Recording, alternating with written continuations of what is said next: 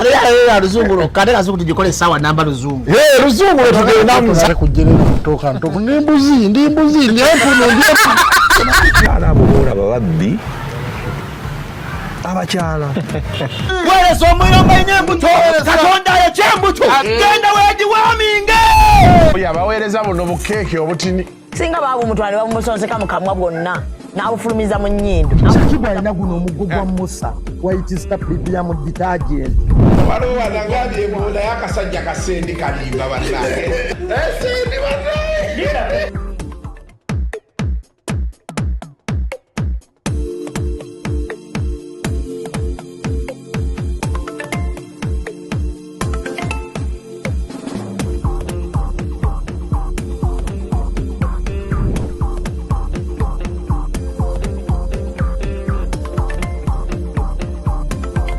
Walukagga nze ne bwe bana mujjayo kino nkibagamba ne bana agenda mu kooti negamba nja kumanya omulwadde wange batuga mutuge batuze mutuge naye under normal circumstances yali asobola okudda engulu kubanga electoral commission si university nti yali agenda kusaba nze Walukagga abakugenda ku electoral commission nga asaba kusoma ebbaluwa yali temukkiriza kusaba kugenda mu university ng'emyaka 2 giyiseeko but the guy enrolled after 2 months upon getting the other letter ansaba buli muntu ali mu buyinza jotega amaggwa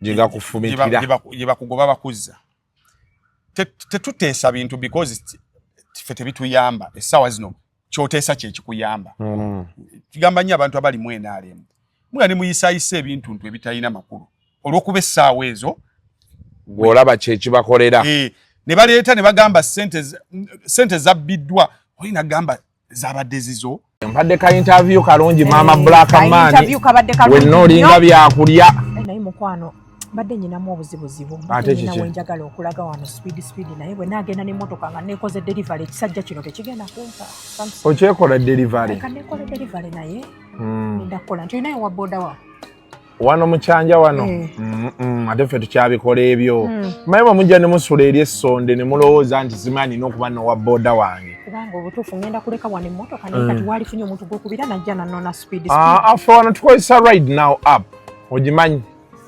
right now ofunirako genda wano genda ku Apple Store teeka mu right now ogirabye yiyo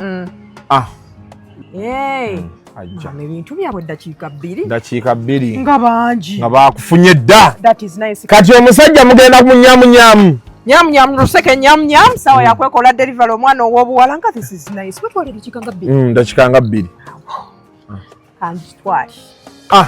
kati owa boda wo wuuno mama nga ayanguye azze mangu anti eyo gye bayita ride now owaayo omukyalo ono nedda mukwano otuula mabega mwamanyira okugiraba oti muwereyo erumenti yiino oyambale saagala okube mutwe wansi omutwe gwe gutambuza food for the soul ansooke ngitwale ku delivery mukwano tugende boosi omutuusa bulungi eyo ngambako ng'otuuse ekyo kye bayita ride now let's ride.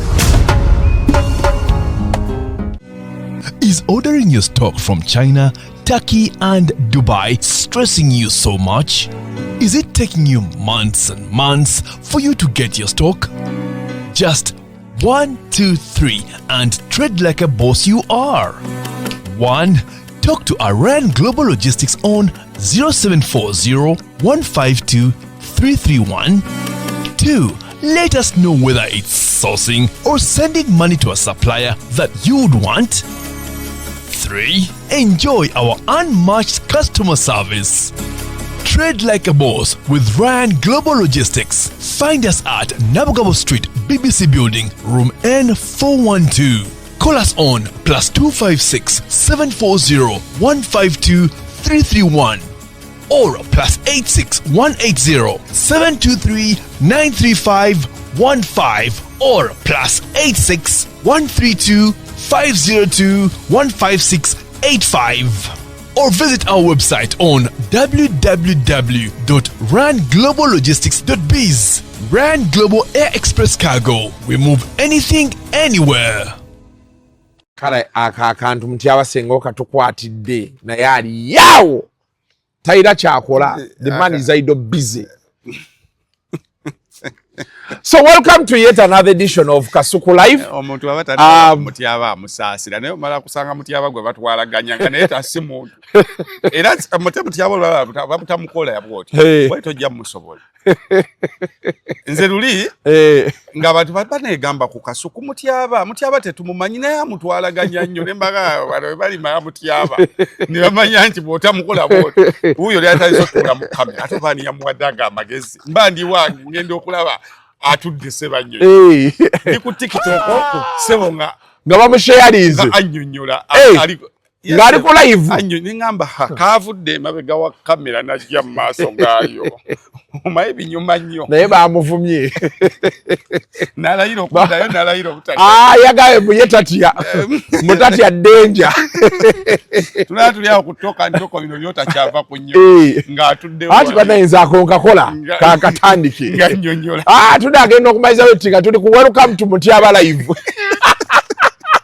kulo lwajjo mmanya nti omuntu asobola okuvaako omutwe nasigala ng'avuga n'atategera ati guvuddeko kaali gamba welcome tuyeta another edition of Mathia live lwalimanya naye nga nsanyusa okulaba Dr. Kwef ogamba otya siina tabbu Kwefulukuta luseke nyamnyamu yengedde mbadde ngamba Dr. Kwef njagala akeere Kwefulukuta ne Saimo Kawalanta mumanyi otuuka ssaawa 5 nja kutuuka ssaawa mubadde busy nina embaga naye eri kwa Kawalanta n'omala ojja ku ssaawa 5 ojja kuddayo nina embaga eri kwa kamwe essaawa awo kumpi embaga by ssaawa 2 tuba tugimaze embaga z'e Kampala okwetolola wali eri ssaawa 3 nze ate atagenda kuteeka bitambaala ku mmeeza butereevu sasa kuba twagala tusavinga emmere ku ssaawa 3 naye ate nze emmere si kyekizibu sho ya mmere kyekikulu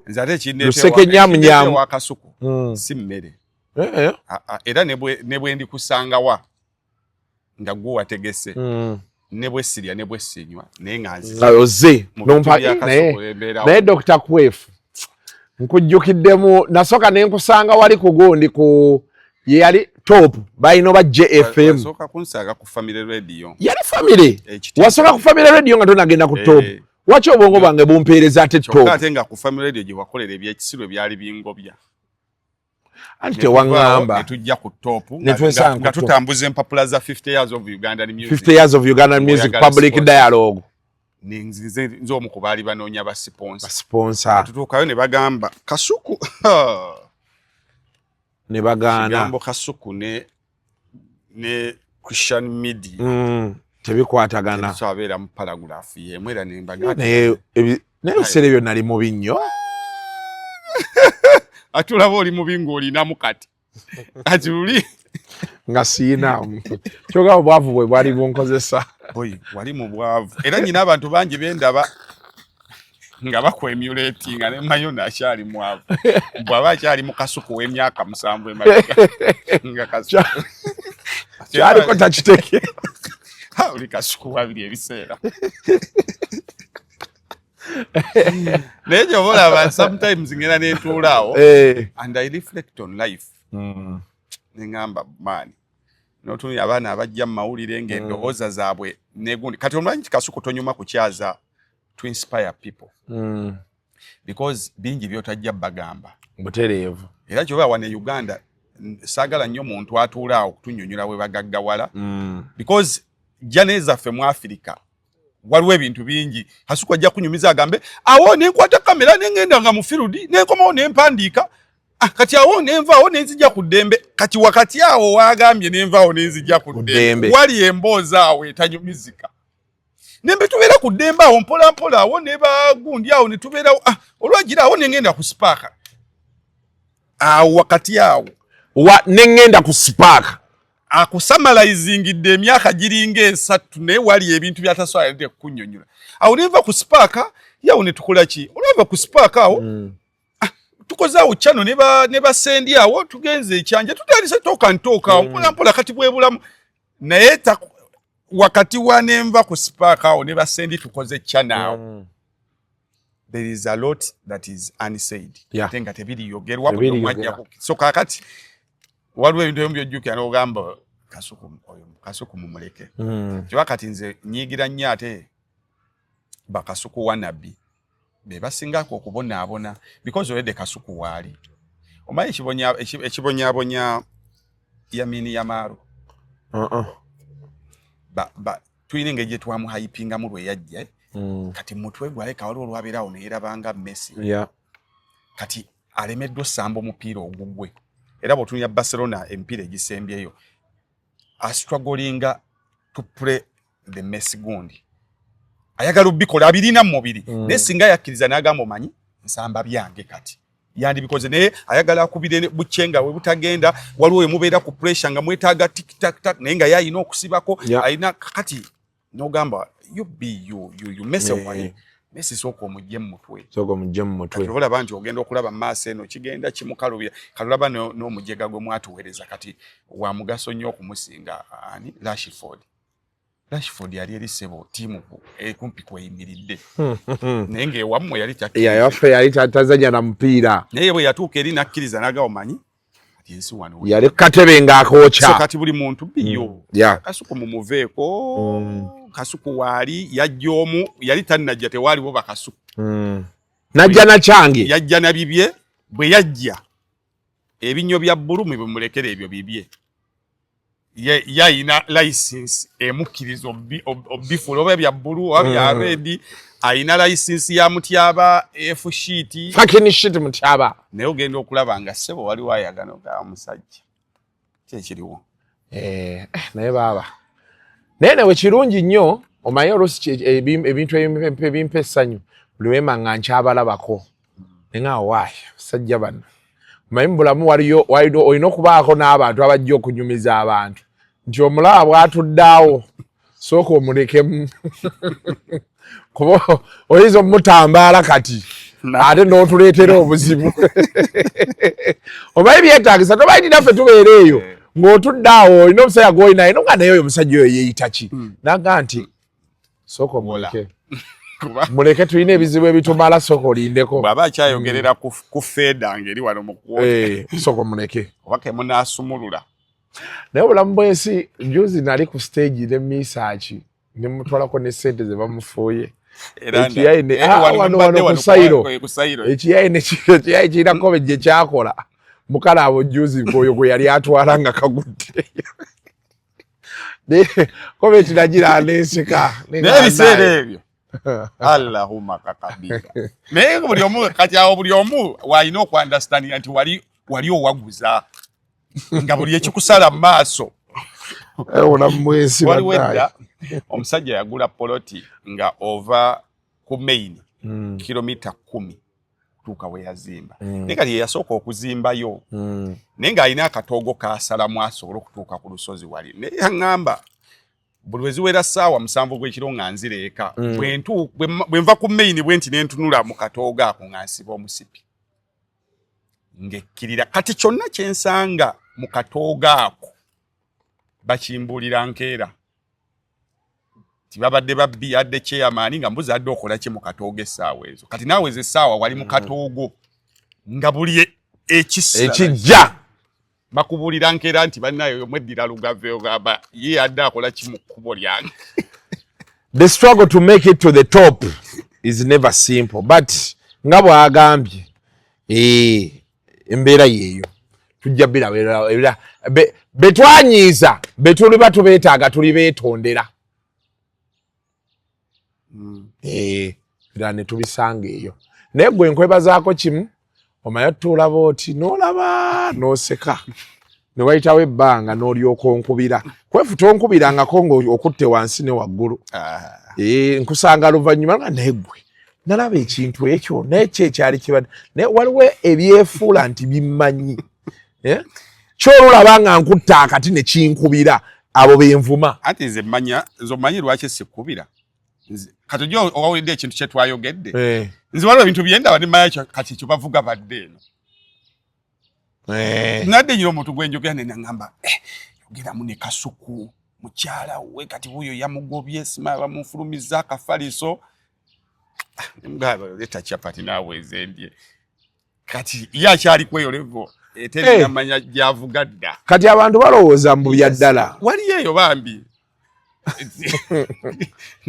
mukubire koyogere munaye amakate nemugaka ayagala kola bwakojja kati benvumo oyo ngaganda muvumye nze buli video ejja manya wajevugedda kaze mulimu ebintu bye mukola va ku bino kati bye mwafuka serious oyina abantu bwe mweyiribya nabo kati namanya nti kati Kasuku nono kati bali serious betwala kakaba ono bakola kantu ebina wola bakantu noga kano kantu no firudi ebadde waliwo omwezi ogukaluba ndetete ate gunolooza guli kuki Walukagga si yatutaasizza electoral commission yetutaasizza network Walukagga ng'emugjeeyo omulwadde yabadde akyabakwatiriddeko Jaideni naye nga engeri gyayo omu mumugabana tumukutte eno n'eri Walukagga bwajja n'agamba muzuukire baana bange kati Walukagga ajja tutwala wiiki eno okuggwako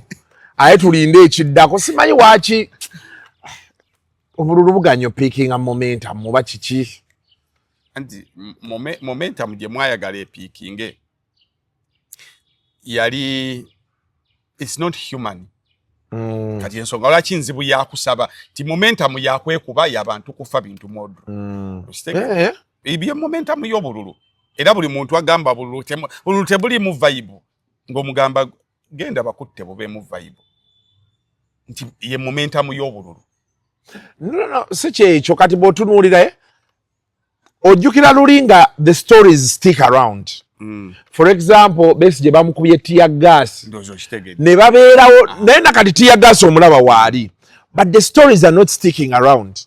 I don't know, is it because there are so many things going around? No. Obululu bwa kaluku ekaseera kano kali so much commercialized.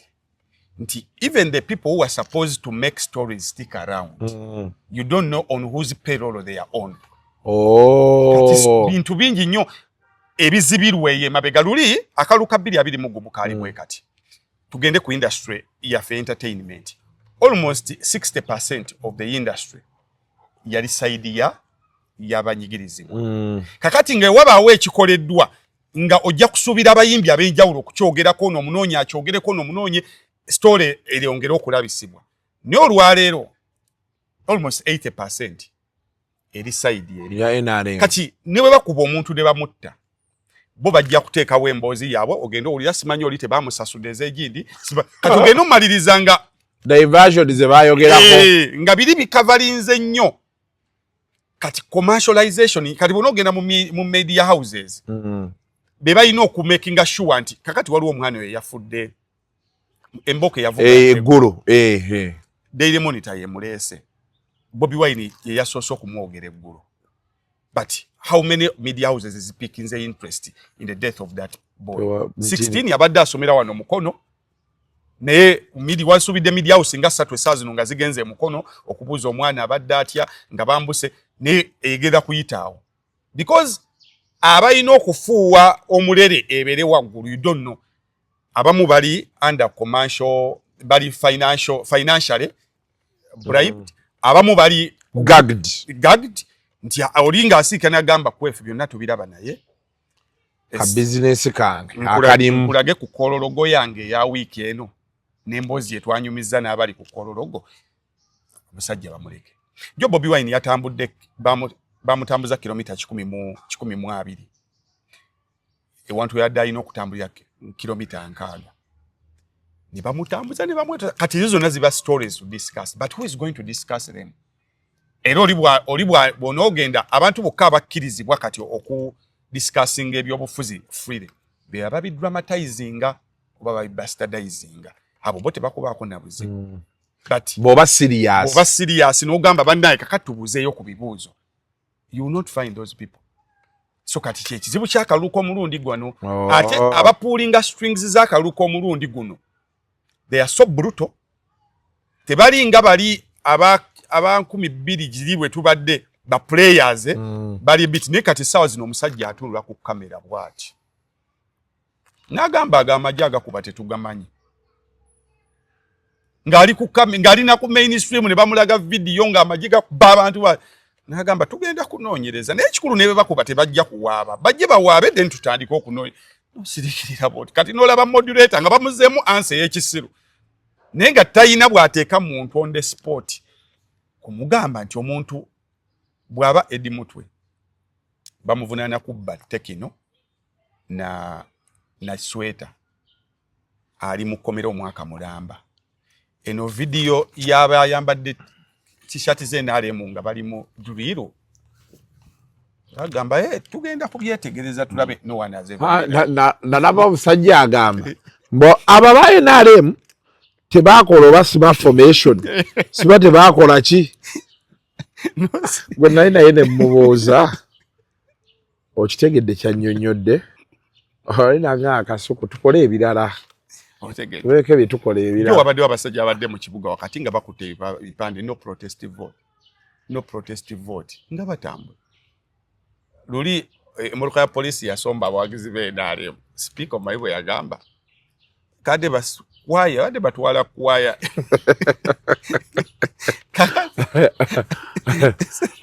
otuka n'ogamba owaaye ebbugumu tetujja ddifuna katugende ku byaffe tuva tubeera ogamba Jaden ate kati n'ekirala kyendabye by the way n'ekintu kyendabye mu kalolo kano ate ab'opposition balwanisa ab'opposition ye finance ye gundi ye commercialization yeri nti buli muntu golaba alwanyisa nga opposition nge mundu ayitunuza mu opposition ogenda okuddayo okumulabanga lifestyle gya living si ya opposition omaya opposition balina lifestyle yaabwe opposition abane 15 nga buba mupya na mutwalo nga yakabujja mu bank bubeera omutwalo 15 era bagenda mu press conferences abo opposition yabaddala mukimanyi ebibeerayo bakuwa mazi ne waliwo gwotunulira boti n'ogamba naye waliwo ekitagatta bwabanga kyajjajja emyezi 5 sente yazijjeewa zino zonna kakati ye commercialization nti batamu kino nkigamba nnyo abantu bwoba otunya obulamu bw'ababanda theories esikoba ziri 3 zingamba kwe batambuliza obumenyi bw'amateeka number 1 you convince tikasuku tubadde tusaba tutukuba nnyo biki you convince kati mulimu abantu aba working under being convinced kakati number 2 bribe waliwo aba working under nga kase olina omutunulira bwoti nayogera ekintu naye bwadde bayina gakwefu banka silipu y'abaana bange yadde esome $5,000,000 abasajja bagikiriyalinze era yoba osanga nga omuntu asitudde ekisawo kya ssente walabe ku yasitudde ekisawo namulabye bagambye oyo bwe mudde ebbali byayogera ku stage gy'ayaga byayogera n'ebbali era ebbali ojja kugamba tuli kasente embeera nkambwe abo weebali kati ne tubaawo Sikoba yagamba convince bribe bwe bagaana either kill them or beat them kati waliwo abakolera under that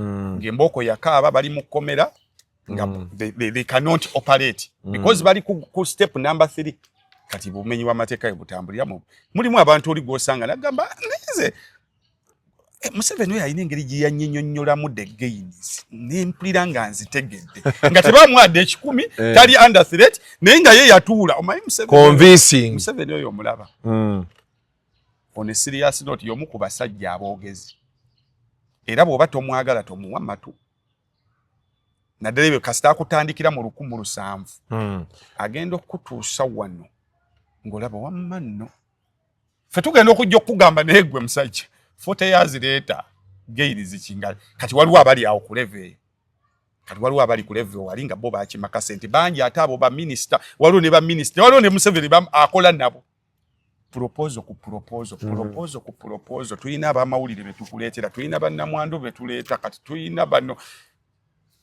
abo webali then tuyinayo ne bali agamba kwefu kipande ky'omusajja kirekeewo omwana waffe ali mu kkomera ekipande ky'omusajja kirekeewo taata yafa omanyi omuntu waliwo olaba bino be bali mu kujjamu abantu ababaka b'enale mu kuyita one opposed. If you get a closure with those people bebagyemu n'owulira ku mboozi yaabwe osirikira bwoti n'olaba abantu abayise one opposed n'ogamba but is God still up there?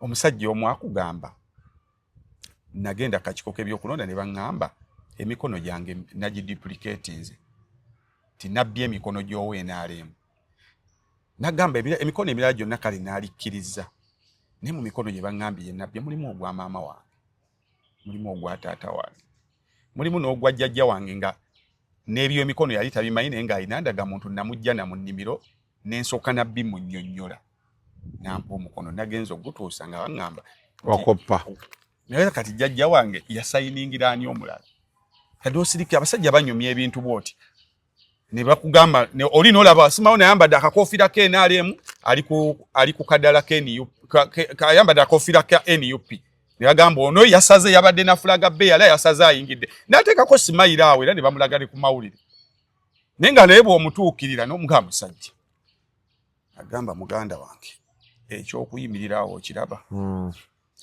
kireke naye gwe kulo kimanye nti gyendi eno naye ekyo kisaawe ekyo kyadde kirina okukolebwa so kati bw'oba onoonya momentum mu kalulu ebyo byonna olina obiteeka into consideration n'olaba kale now the big story that we want to talk about today twali tugenda gyogerako eggulo naye ndowooza meeting nga zikyatudde ng'ebipapula binoonyezebwa ebipapula weebiri kiri yanoonya kipapula olunaku olw'eggulo Mathias ng'abasinga bwe mumuyita wadde ye Mathias n'asinga mumuyita Mathias Walukagga ekipapula kyazze eky'electoral commission nga bamudenominati nze yamugamba nadde denominate mbadde mmanyi zino ezibeera wansi ku fraction nasoose kukiwulira ggulo nti denominated okukikozesa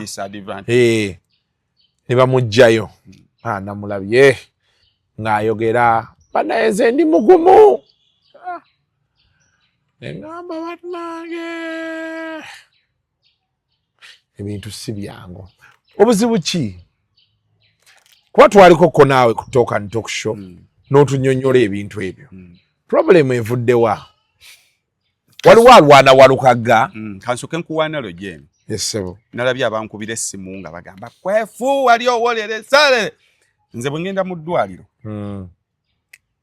nga waliyo omulwadde ne bampa abasawo ne bambulira medical buli kimu nenzija negamba eri waliyo omuntu waliyo omuntu avudde negamba eri teri muntu nenze bwe nzija buli kimu nenkikira negamba eri waliyo omuntu kakati bwe bajja ekyo ne bamuteekako piro ku nnyindo ne batuga mutuge nze nsigala ndi mutuufu kuba teyafudde nakyo causes batuze butuge kakati kino nkikubuulira nze ngwa ne Walukagga ne bw'anaagenda mwayi kooti n'esalawo nti aveemu nze mutima gwange ndi clinic baba batuze mutuge tewaliiwo mutaddeko piro political piro ne bamunyiga by force Kwefulukuta agwa ne Walukagga bulungi gwe mutwe gw'oba oteekako because on principle not because Walukagga mumanyi but on principle kati gwe Kwefu ebipapula bya Walukagga olaba nti byebbyo bulungi gezaako okukinyinyonyola kuba nze nange nalowoozezaamu nti they are witch hunting the man kwanze they are not witch hunting the man they are witch hunting the party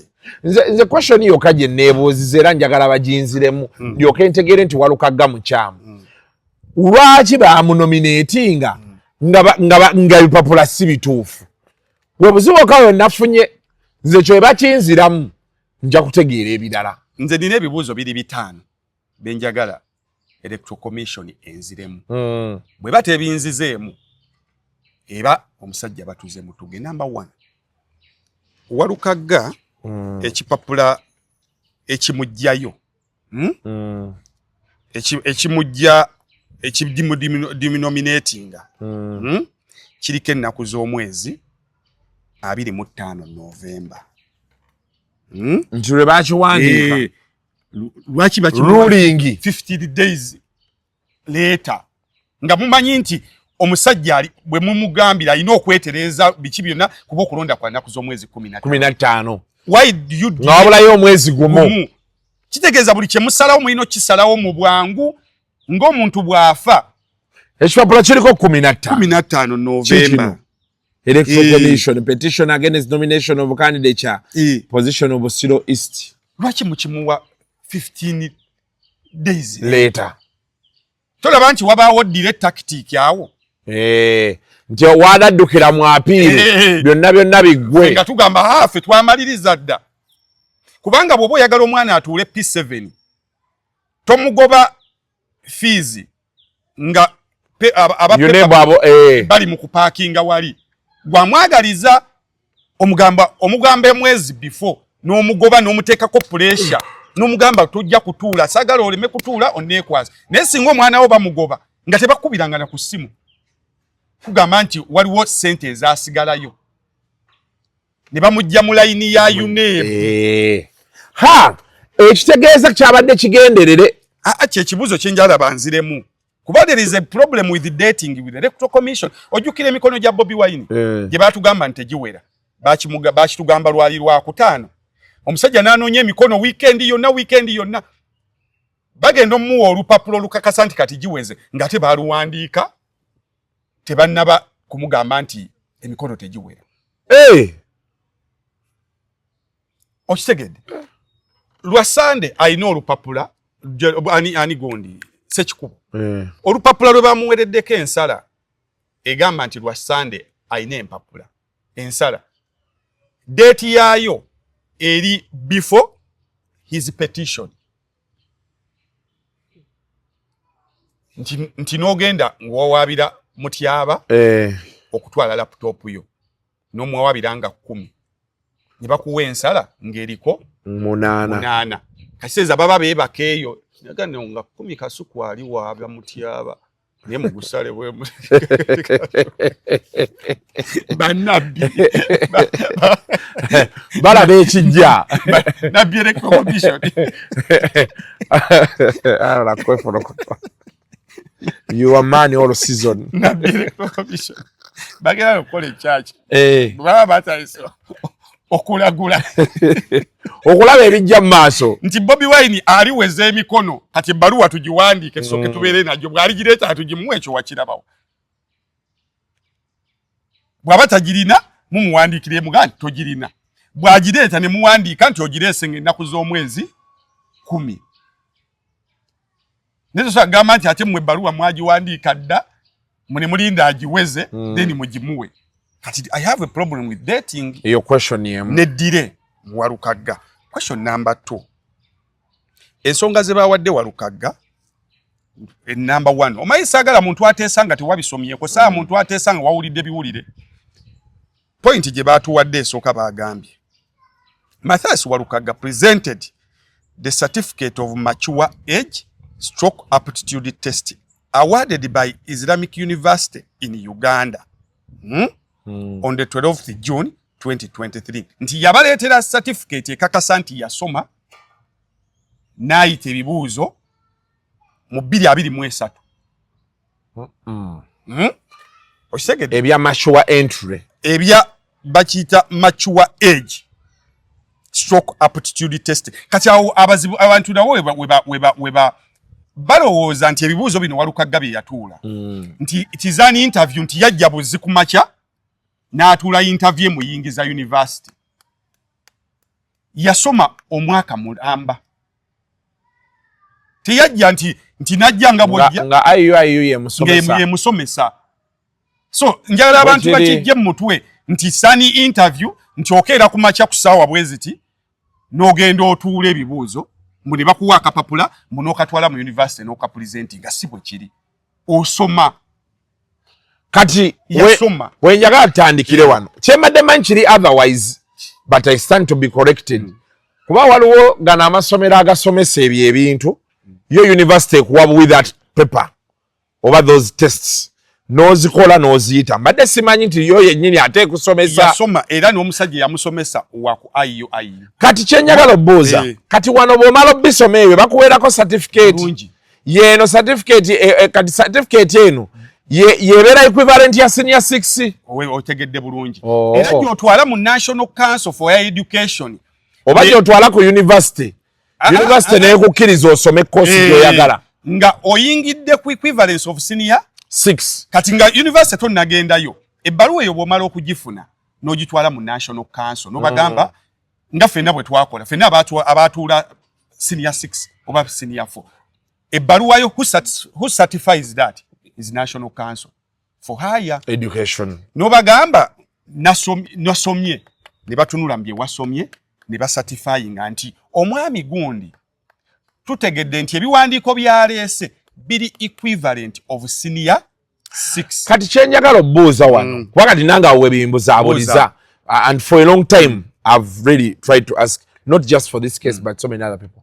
Now bwogera mu senior 6 n'otuula emyaka ebiri n'ogisoma n'oli atagenze mu senior 6 n'agenda n'akola aptitude test muba mwenkana equivalent muba mwenkana.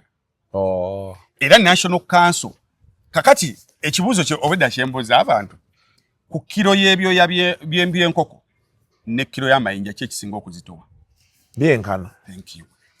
Kitegeeza kye bayita equivalence nti ono asomye emyaka ebiri n'ono asomye kino kati batuuse ku level kwegamba ebisomesesebwa byanjawulo n'ebiri equivalent byenkana. Madde sikimanyi. Era kye bayita equivalence.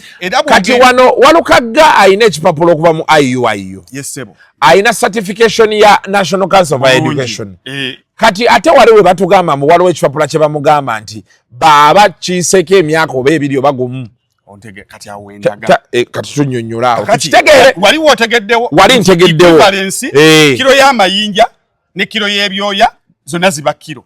Kasita zibanga equivalence. Era bw'ogamba nti nsaba abakiremu muyimirire wano. Kiro y'amayinja eyimirira ne kiro y'ebyoya neeyimirira ne kiro ya whatever oba bisubi neeyimirira kasita biba balukunensi si kye tufaako obuzito bwenkana. So Walukagga has the equivalent of senior 6. Era uganukankamalize kano. Era buli wantu we bagaba services nga zeetaaga muntu alina bbaluwa ya senior 6 ayikawo n'azifuna ye parliament. Katugende waddako.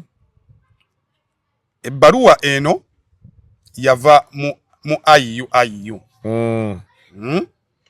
Mayi kati saga onogituwaako wali mutyaba wandiika ebintu ebyo twagala abantu bategeere Walukagga wawe baamubbidde. Kakati tugende tudde wano.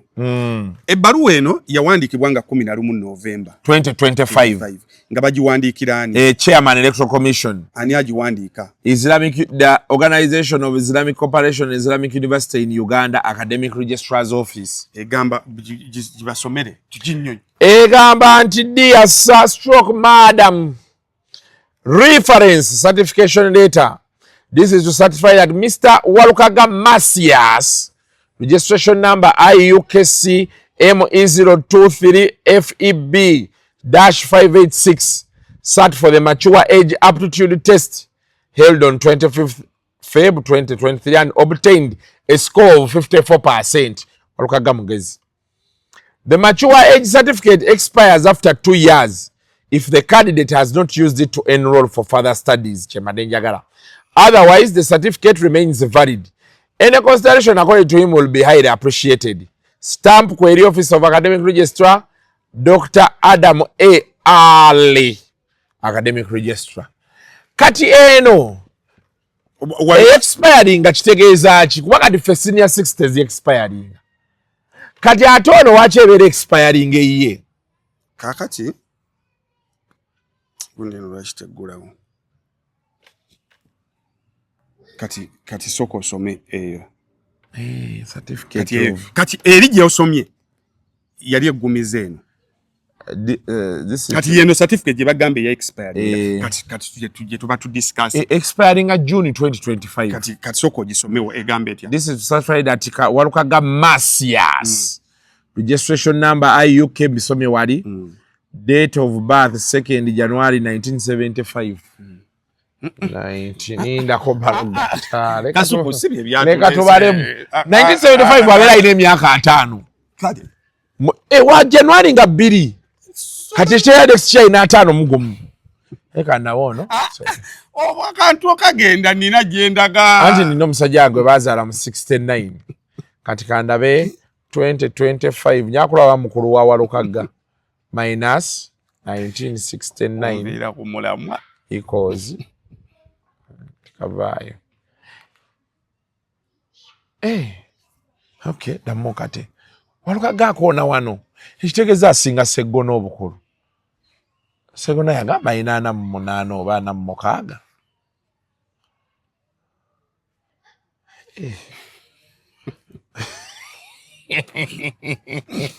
75 successfully ekitegeeza Walukagga nzaala ankubawo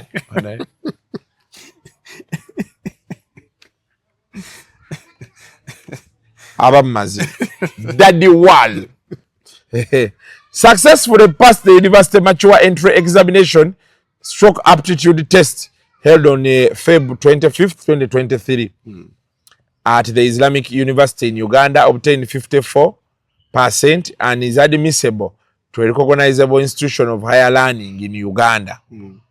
Date of expiry 12th June 2025.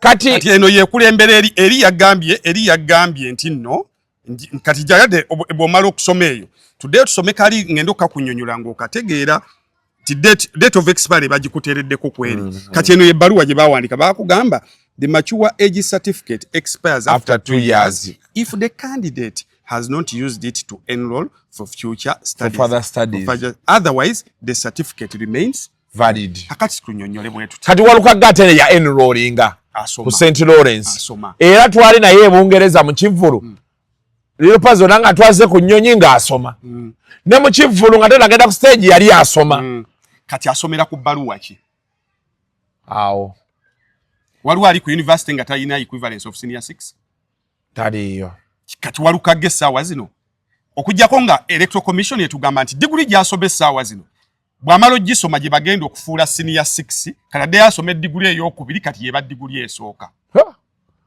expire gye boogerako esumbuwa abantu eri bweti ebbaluwa eno bw'ogenda okusoma machuwa they assume nti ekikusomesezza machuwa oyagala kufuna services za muntu ali mu senior 6 ayine ebbaluwa ya senior 6 mu services ezo mwe mulina okweyongerayo ku university mulimu services za nyingi nnyo ebbaluwa eno zeekola naye mulimu n'okugenda kuki ku university naye engeri gy'osoma ng'oli mukulu singa omala emyaka 2 nga togenze ku university obwongo bugenda kuddamu bukola ki bukwata ayisi okisegedde kubanga obulamu ffenna abayiseeko mu bulamu tewetaaga bw'oyina emyaka 25 n'okwambuka tewetaaga kuddayo kusoma na mwana wa senior 6 because ebimu byasoma ggwe olwedde obulamu bibikusomesezza bero in experience kyebakoyita machuwa entry tebasobola kuzzamu eri process oba by'olina okusoma eri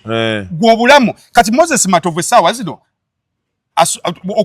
okumuwa PhD wetaaga muzza mu kirasi experience yoka gyayina he has played music to over 10 million Ugandans actually not Ugandans over 100 million people worldwide. Thank you. Buchanga tandike ndo oyina muwa buwi basics za muntu ayagala PhD abagisomera emyaka 5 gwe n'omugambo manye iyo ogenda gisomera omwaka gumu just tukuwamu buwi basics naye bisigadde obimanyi nga tukutikkira nabali kati kyebayita expire nti singa emyaka egyo 2 giggwako nga togenze ku university ebbaluwa eno eba tekyakusobozesa kuyingira university naye neza services endala zonna kyavudde gamba otherwise it remains valid services endala zonna ezaba senior 6 osigala ozifuna kyotafuna kwe kugenda ku university kakati electoral commission university nti Walukagga yaddaze kusoma. He did not come to East to enroll. He came to get services of people who have a certificate of senior 6. Kagamba wano ekiwonyawo ya kiri kimu certificate ya senior 6 or its equivalent kati aina equivalent osegedde senga yakolanga gundi Lutaya yaddayo n'asoma senior 6 ne mukyala we buli omu bw'asalawo nti ekkubo erintuusa lye lino fazilonga zibakugambye formula is not the issue. The end result is the issue. Bagamba omukyala yabigwa tosuulamu mbu mami yabigwa ontegedde bulungi yabitegeera era alitubuulira ng'atuuse obyetaaga naye abatannabyetaaga bwe yalaba results yakola baati ebyo mbimaze sibiddamu mbu simaye babituufu naye mami namatovu muntu wange nja mmubuuza osegere kibali kibasumbuwa ekyexpiry it expires in enrollment nti singa emyaka ebiri giyitawo nga to enrollinze obwongo bujja kuba bukutte ebbalaafu olina okukomawo naye kati ali mu thadiya agenda kumala kakati bw'aba thadiya nga yatuula yagifunamu 223 n'asoma 224 ne 225 kati ali mu thadiya kati bwe mugamba nti yaggwako guno omwaka ogwokusatu gwasoma agusomera ku bbaluwa ki sajjange bamuzannye ddate okategedde kati namulabye agamba nti ate honorable Seggona yawa bali ssente ekyo kati kike ajja kinnyonnyola ekyo kinnyonnyola nze nnyonnyola biwandiiko kubanga biwandiiko bino mwe musyaseko eyo naye singa ebintu bino bigenda nga we biri it is setting a precedent bantu bangi bagenda okutwala ekivandulo kakati bakugambye otherwise the certificate remains valid 2023 yennyini naenrollinga mu June mu August intake ku St. Lawrence so n'asoma 2023 2024 kati ali mu third year 2025 asomera ku bbaluwa ki eya senior 6 bwe bayita aba senior 6 ne bamugamba mwami gundi oli ku university wano wajja otya ebbaluwa papula kyekino ate kati ayiyo be baya certifyinga kati kyekira kati electoral commission erina ekintu kye yakoze kye saategere nakyo kye njala bannyinnyonnyole mu nsalawo yaabwe bagambye bwe bati tubuulire kikye njagala mwami byabakama afune bulungi annyinnyonnyolemu yagambye bwati mwami byabakama wano ndowooza walimbyemu okusinziira ku kwefu bw'atunnyonnyola we have a feeling walimbyemu nti yagambye bwati the said certificate petition twazuulira najja wano the commission kuwundi namba 6 giraba the commission ekyo kigambo kyannemye okusoma cognizant nze nange ku makya wali ku show of the decision of the Supreme Court in the case ne batuwa case nagamba no further observed kati commission emaze okuwa a quoting case nene ekugamba it further observed kati non bob yensalawo yabwe that a certificate of National Council for Higher Education is not a qualification by itself, which is true. And it cannot give life to an invalid or expired qualification. Kubera teri expired. Ya enrollinga within the 2 years zimusabibwa. Kati balinga bamugamba nti vulanywa myaka 2 alina okuddanga yasome. Nti vulanywa myaka 2 oddayo n'osoma n'otula test bakuwe ebbaluwa. Olwanyuma myaka 2 paka lwalifa ku myaka 10 alina okuddangayo. Asigaze ekipapula kye kino. Kakati kino wano we balimbidde the certificate of National Council for Higher Education. Kituufu it does not give life to invalid documents. Era National Council yeyina obuyinza okujja life ku document yonna gy'oba olina okimanyi ekyo. Bw'osoleta document yeno n'ogamba nze nasoma tugagitwale mu National Council. Batukakase. National Council gwogizo kiwadde obulamu yo ne gamba okusinziira ku bye tulabye wano tewasoma. Tekijja kusoboka. Oba tusobola okuba eno nga tukiggyemu obulamu National Council yekiwa obulamu. Kati mu kugula ettaka mwenna kye mutegeera endagaano n'ekyapa ku byonna kyekyamaanyi. Kyapa kyamaanyi naye okutuuka ku kyapa osooka ku ki kondagaano ekyapa ne kisati era bolete ekyapa nga tukikayanira katugamba Kasuku yaguza Mutyaba ettaka era Kasuku ayina ekyapa nga tugamba baleteyo ekiwandiiko nga Mutyaba assigninga yendagaano gye tuleeta kitegeeza endagaano is the binding which takes you to another level of getting ekyapa kati endagaano eno nkulu kati yakuwa endagaano Mutyaba awandiikidde abakayana nti nze Mutyaba Kasuku namuguze ettaka lyange era endagaano gy'alina ntuufu Mutyaba awandise in this case Mutyaba ye IU ne Ministry of Lands which is the National Council for Education negamba omukulu eyo ekyapa kyayina kituufu era yakijja waffe eno bo bagambye nti kati ate bano abali eno ne bagamba Ministry of Lands ekkiriza nti yakuwa ekyapa Mutyaba yakuguza akkiriza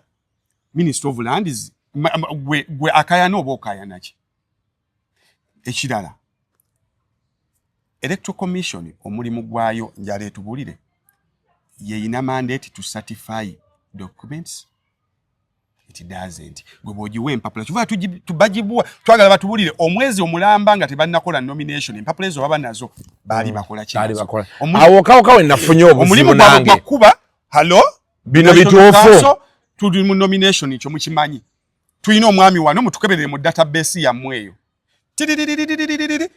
ne bagamba kituufu kati kye kibuzo kye natandise nakyera kye neebuuza bw'oba ogamba nti babaira nayo omwezi mulamba tutuuka tutya wano ng'ate ne balyoka batugamba naye banna kati awo kyevudde gamba nti Walukagga tukkirira aba Walukagga pozi yayimba ekimansa nnako kigimansa mpalo ne yasigadde waka kakati naye kigimumansirizaako bino byonna yenga omuntu omanyi kankubulireko legality will never be on the same page with humanity ekyo kimanyi legality mulimu loopholes nyingi amateeka galiko 6 ne 9 oba yimiridde woolabira 9 oba 6 era omuntu yenna bw'owulira ng'omuntu nga kimibiri tugende mu kooti omanya mubbi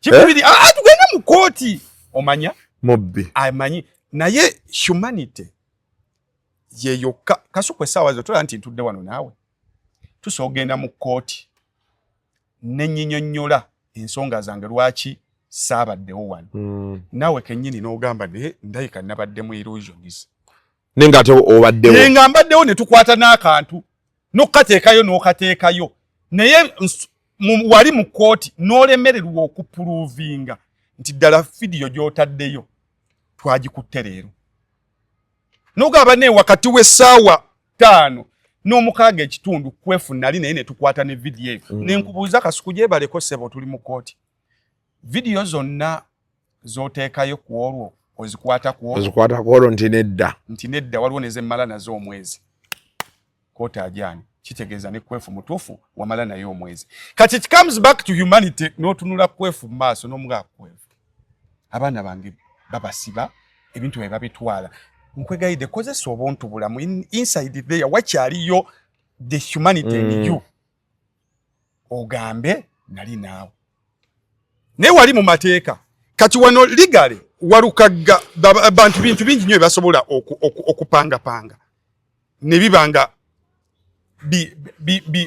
bakusobola okufutyanka abantu bangi bebatutteko ettaka ng'ekimulemesezza technicalities ennyingi ebigambo ebyogerwa kati wano waliwo simanya olabye we bakootinga kino ne bakootinga neffenna tukimanyi nti omuntu abeera ku university simple logic tekisooka electoral commission are you a certifying body no certifying body yagambye eki nti kituufu are you university yagambye eki kituufu now bwe tuba nga yagambye nti kituufu then tugende ku kibuuzo ekirala wali okola kigiri emyezi gye wamala n'ebiwandiiko bye ekirala you are not a university nti Walukagga wanted to enroll into the Electoral Commission International University you are a service provider which people do you provide service to whoever has an equivalent of senior 6 equivalent ne bwaba teyasoma senior 6 fazo ulwashande wamulabye omanyi bye yasoma walabye ko kulwashande bye yasoma ne babigasse ne bivaamu senior 6 era electoral commission bwe yagitunulidde negamba okusinziira kubali ono yasoma barabitegeera bakkiriza teriyo muntu asala musango gwa ttaka nga ta involvinze Ministry of Lands fazilonga zimulimu ekyapa yeyina okujja ne babuuza ani eguno mukono gwani nti gwa muntu waffe owa lands ye mukono gwa kino ekyapa kyammwe kasita agamba nti kyaffe pa nti owendagana ekyapa sigini kyabaji kusayiningisa nga bakulimbye nti osayininga attendance list nti sajja twateesa namuwa endagaano ne transfer form nze nazisayiningako kati banaye awo kyayagala ki so Walukagga bamukwata kivandulo kati nga tuwunziko nva wano kati Sam Masias yali mu mbeera ki of course embeera yonna nga boyinza okuba nga otegese embaga kaso saawa zino oba yakalolo abadde akali ku top saawa zino teziri mukaaga kitundu ng'omugole omukazi alina kujja ku ssaawa 7 nekubira simulega kaso kujje bali mukyala wo nga mulaba mu kitoolo wano ali ku departure nenzikakesi omanyi nti obulamu neboddamu n'omukubira mukyala wo nagamba bakulimba mwamizi omanyi ti olunaku mbanduse ati Walukagga disbali mu kyankalaya olwedde environment media environment yali badde eri mu topics endala ne katuli ku kya Walukagga esigiru bongo yali badde ali ku bintu birala kati awo nabo bakutte kusoma abaana bali ku media bamulangira obutasoma bebamugamba Simaya asoma manya ga gundi ni ensambu mu ebiri ayino luyimba manya ga mama yagayembuge yasoma nga kuwemu gwe yasoma oganyimbi ogayimbe otegeere nti simangu kye kituzaayo lwaki abasajja basoma mwaka mu Walukagga temumuwanga buwe budde just go and collect Walukagga's catalog owulire ebintu ebiri mu nnyimba ze era nawulirako abali bavuma kadongo kamu mbuno tulonda tutya abayimbi ba kadongo kamu gwe aba basajja ebintu ebiri mu nnyimba zaabwe parliament yammwe erimu ba PhD holders and what basobola okuba tebabiteesanga na bwe quota Walukagga yakuba bako abantu beewole ennusu okuva mu mabanka bye baasingayo ne bitwalibwa beko walabuko message eri mu luyimba ololoka yeetaaga muntu nga nze tali nkubira luyimba lusinga olwo bako basudde alina oluyimba baluyita obwavu sirowolerangako boy genda oluwulire gayi yayimba obwavu nze lwe lumu ku nnyimba ze njagala buli muntu asoma kamasi eberenga alina oddukolamu pepa.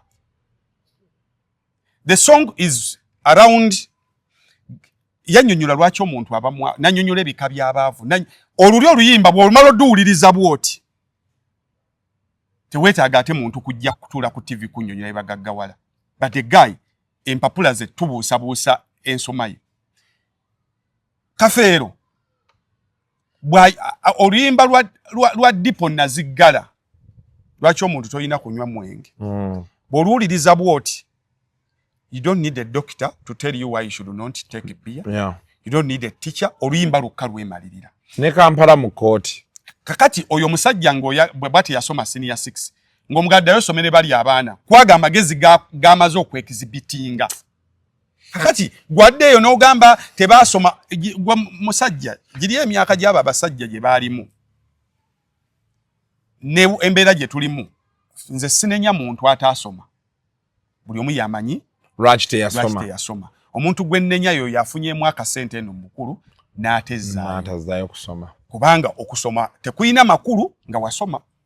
Era omuntu gw'osaala agamba okusoma tekuyina makulu aba yasoma. Naye omuntu ataasoma yamanya amakulu g'oli mu kusoma. Tomanyi kye kitegeeza kasuku ka girlfriend kuweereza message eri text ng'olina okunoonya muti aba akusomeremu. Omuge kagambye ekyawo. I love you baby, you were so sweet last night, you have a big one. Kati kagala sweet bannange. Waliwo kati kagala kagulira sweet. Kumbe bakuwaana you had a big one. Kati muti abanga alina okunywa yagambe embarrassment yokka gy'obeeramu awo. Tayagala big boom kuba gw'olabyeko nti you were big ne sweet. Olowooza ayagala big boom.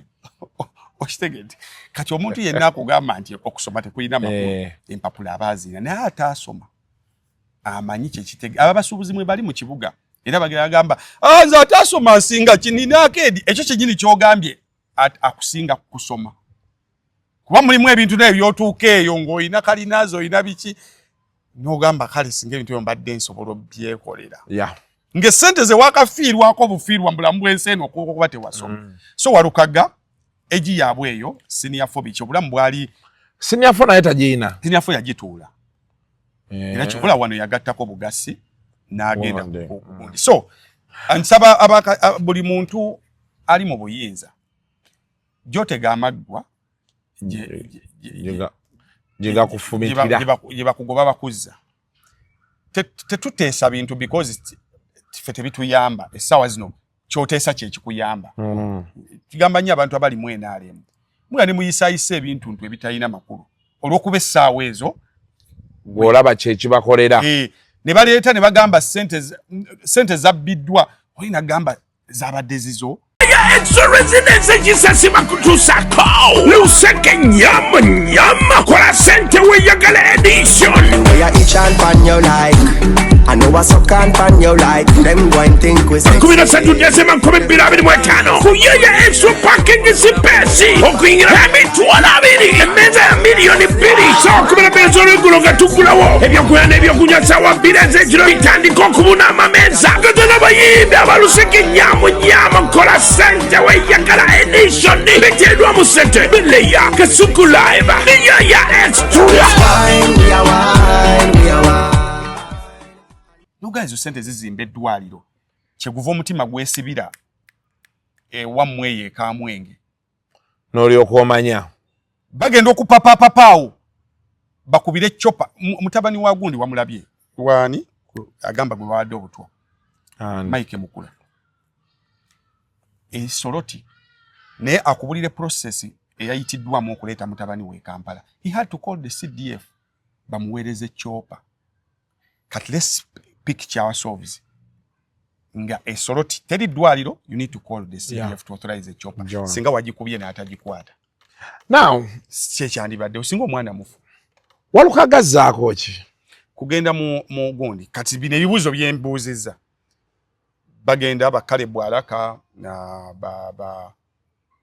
bani baloya yafunye kale bwalaka egwa abadde naye era badde mu gundi Banalukoola ne tiimu yonna NUP bagenda mu high court leero balina okuba batadde empapula eggulo oba leero because uno omusango guliko waliwo ekifa ebirala byonna birina okuyimirira banaguwulira amangu kakijja kusinza omanyi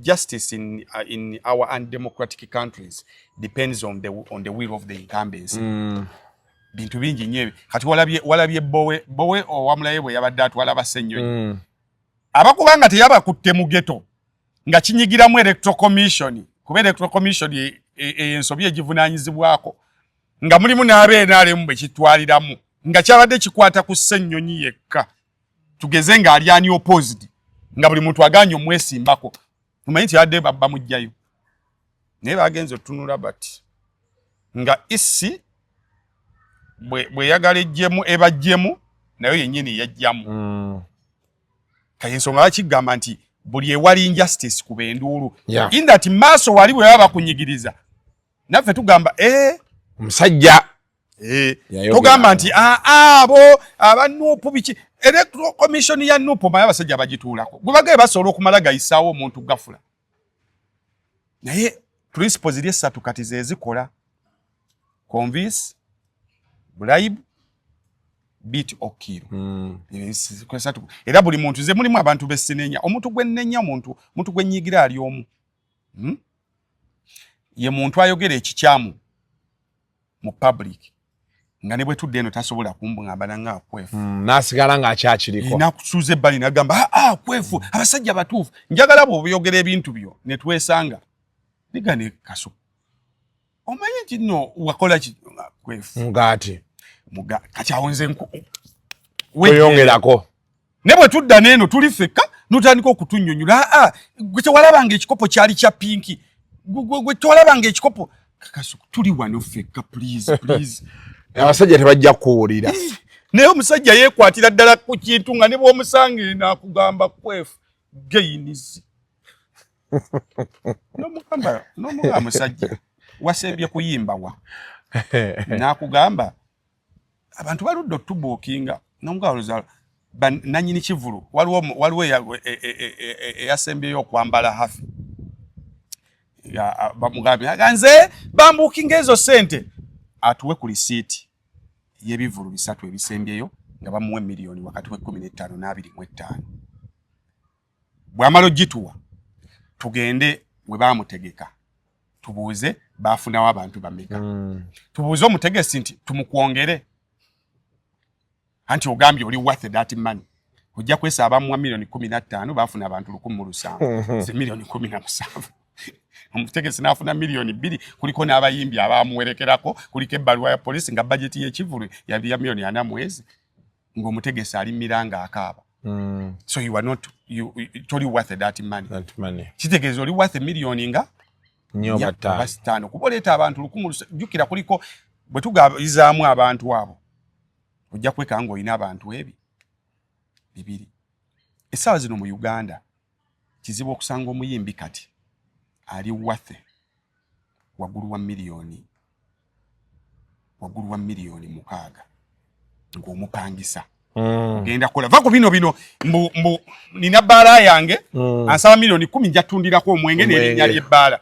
Ne tugamba nga abantu be bw'omulanga bagenda kujja okole n'amagoba abali worth beyond miliyoni 6 ne waali ng'alina abantu 600 ze miliyoni 6 ng'alinayo nga tomugaseeko kintu kirala kyonna.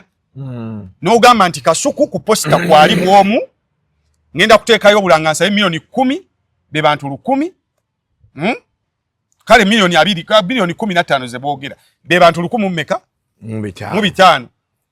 Nti bwe ngattako n'expense baluwa ya polisi biki byonna byonna expense ya miliyoni 45 nti ngenda kukola miliyoni ko omuntu ateeka mu business y'ebivulu miliyoni 45 amagobo oyagala miliyoni ekikulu ekyo n'ennya 2 lwansonga abayimbi bo bamanyi nti investment ze zino sente z'oteekamu even time you don't sleep. Nze kyekyansi ndivula obudde oba weebase ne bagamba waaye baana zizina enkuba ezitutte oba weebase ne bagamba ebipande bikaddi yeyongeramu ku lunaku lwa venue wennyini wajja omusajja akwata enkuba pressure yokka gy'obaako eri worth miliyoni ngezi n'amagoba ga miliyoni 5 kati waliyo omuyimbi ng'ali bw'omu asooka okukola miliyoni 65 ku mulyango.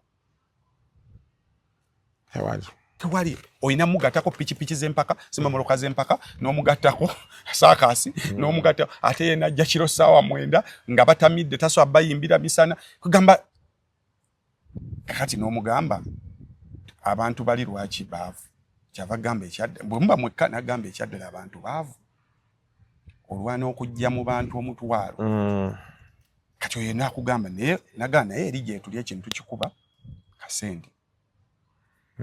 So Walukagga nze ne bwe bana mujjayo kino nkibagamba ne banaagenda mu kooti negamba nja kumanya omulwadde wange batuze mutuge naye under normal circumstances yali asobola okudda engulu kubanga electoral commission si university nti yali agenda kusaba ze Walukagga abakugenda ku electoral commission nga asaba kusoma ebbaluwa yali temukkiriza kusaba kugenda mu university ng'emyaka 2 giyiseeko but the guy enrolled after 2 months upon getting the other letter.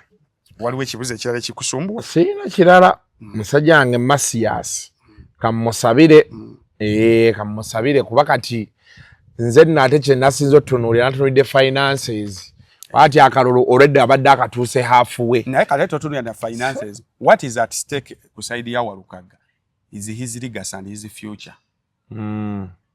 Bala sije bakutwalira mbine ebyatasoma baba bakutoddeko value mu bantu ti abantu bebuza omusajja oyina eyali asobola okusigala ku 3 kuba ku 3 tebalina mpapula ze basabawo era babadde batandise obyogera lwaki yasigala ku 3 neze kyakimugamba Walukagga it's unfortunate naye bekigaana tuwoominge myaka 5 jijja kuggwako tujje anti dabayo bwe bakutwalira mbumenyi bwa mateeka essaawa zino omanyi kyo wali emyaka 5 bwe giggwako tebalikola akakodyo kala bwagebe bajjamu ne bayita wani opposite babajja mu lwampapula babajja mu mikono kakati bwoba olwana kukujjamu lwanyisa buli kye baleeta kyokubirawo first otherwise bonotuka 2-3 nga wasomye nga mbosomye bano bye balowooza nti byebbyo ojja kutuuka ng'ebula ennaku ezi okulonda kubeewo wabeewo abantu babiri bajje batunule mu kamera bagambe emikono gyaffe yagibba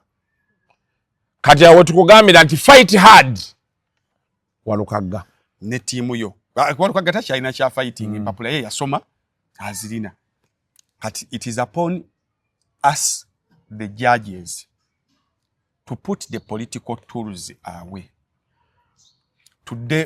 tutowoozeemuko tugambe ti naye fine the political environment demands this because Walukagga bw'avaamu ani asinga okufunamu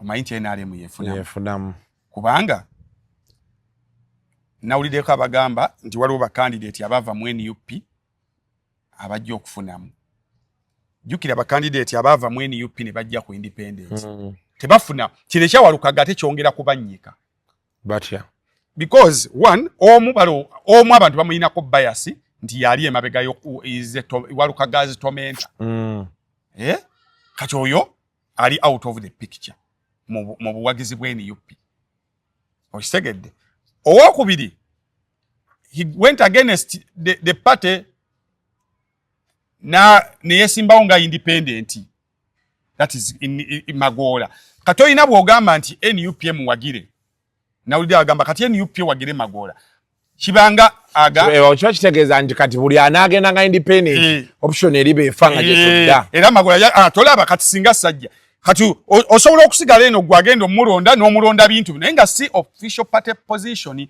kiringa mwana wokubbira ddagala mu ddwaliro tosobola kukiwa speech naye basebo ne bannyabo andali nfuddawo omwana wange n'agenda amenya eddwaliro nandeetera eddagala kyaba yakola kyali kikyamu lwakuba endiriza ziiza okuba naye bw'oba wa speech ogamba twatetenkanyawo ne tufuna eddagala kakati okulaba nga nkyaliwo kakati tosobola kubanga gwe NUP n'ogamba mbu ekyala ekibuzo kyembuuza electoral commission kino nakyo kimbobbi omutwe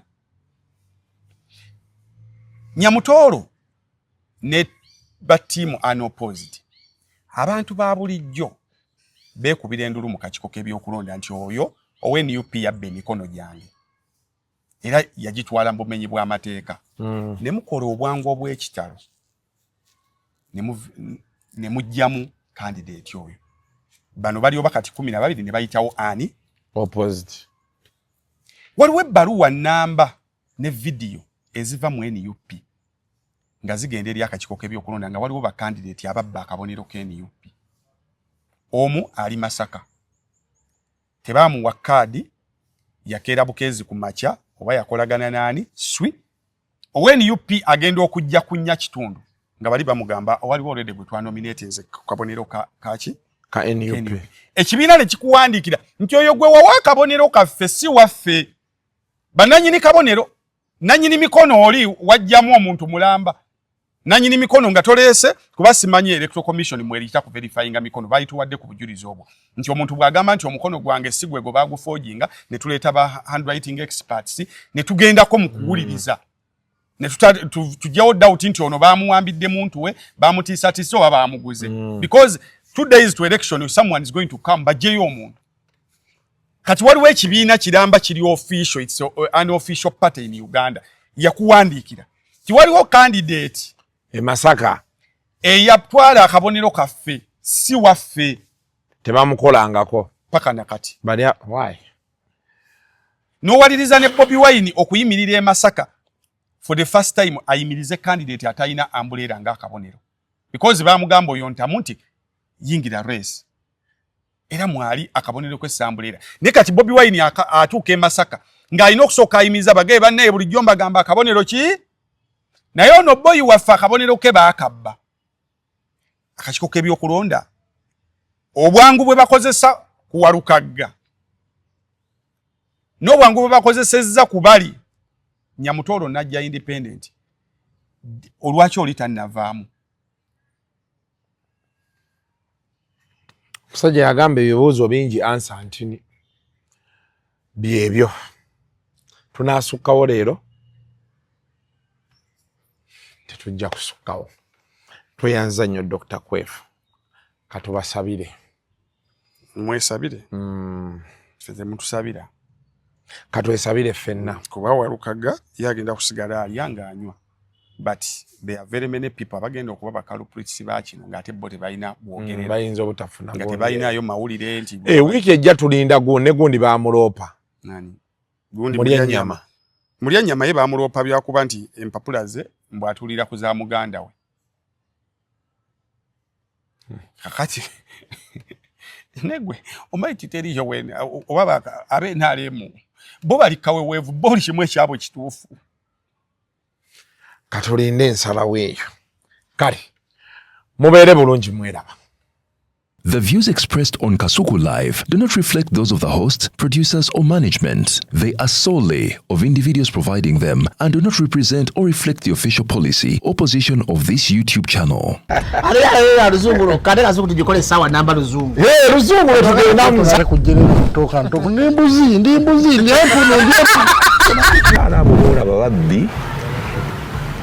abakyala weereza omuyomba enyembuto katonda yekyembuto genda wegiwaminge yabaweereza buno bukeeke obutini singa baabumutwale bamumusonseka mu kamwa bwonna n'abufulumiza mu nnyindo kibwa alina guno omuggo gwa musa wayitista biblia mu detergent waliwo wanagambye embunda y'akasajja kasendi kalimba bannange esendi bannange